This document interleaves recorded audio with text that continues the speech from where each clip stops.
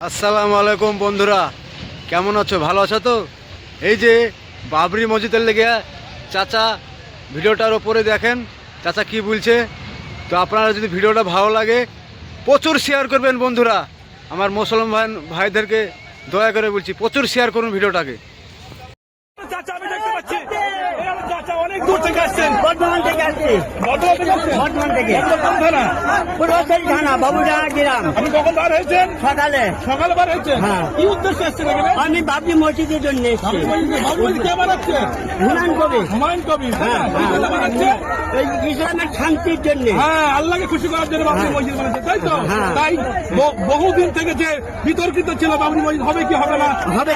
তাই আজ 6 ডিসেম্বর সে শিলান্যাস করলো বাবরি আমাদের সেই হুমায়ুন কবির স্যার। তার জন্য একবার হয়ে যাক নারাই